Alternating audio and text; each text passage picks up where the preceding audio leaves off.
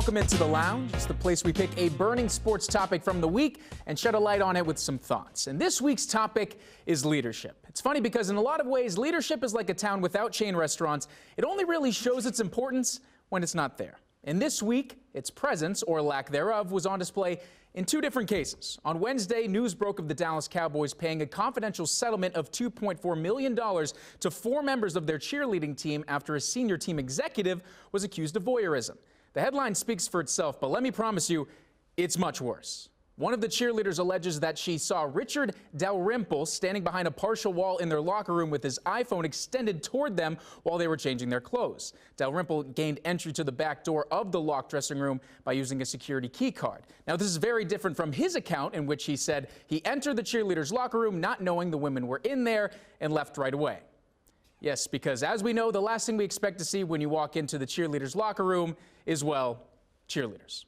But that part is just the crazy start. So what's behind me is an NFL draft war room, as they call it. If you've watched the NFL draft before, you know this is how it works. All the higher-ups are in there deciding on what draft pick to go for the team. The owner, GM, coach, everybody under the sun. And in 2015, in the Cowboys draft room, Dalrymple was accused of taking photos up the skirt of a woman. That woman was Charlotte Jones Anderson, the daughter of team owner Jerry Jones. And the only reason this came out is because there was a fan watching the live stream from that angle they show for the entirety of the draft. So they privately messaged Charlotte saying, hey, this guy is taking photos up your skirt. Pretty jarring. But I want you to think about something else. This man held that position for 32 years. You mean to tell me these are the only 2 incidents that we know about only now? He retired last week, which meant he knew this was coming. I found an article from Bleacher Report back in 2011 about Dalrymple, and this part specifically just blows your mind when you look back. It's talking about Dalrymple's job and how important it is. Reading in part, quote, Dalrymple has to cover Jerry Jones's tracks. He has to spin the news when his boss spins out of control. He is the one jerking the steering wheel to keep the car from crashing into a telephone pole when Jerry's brain falls asleep at the wheel, but his mouth continues to accelerate toward disaster. The same guy sneaking into locker rooms and taking pictures up skirts is supposed to be the peacekeeper, the voice of reason, if you will, which begs the question, does that title even exist in the NFL? Is it an oxymoron?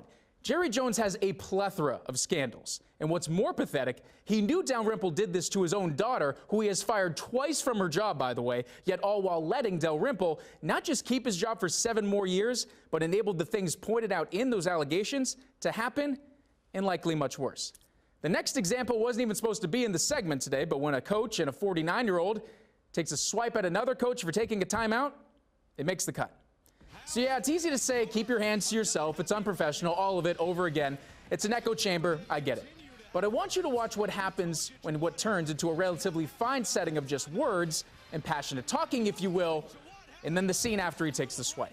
Right there, his players then take it as the green light to push and shove themselves, leading the commentator to call it a scrum in Madison.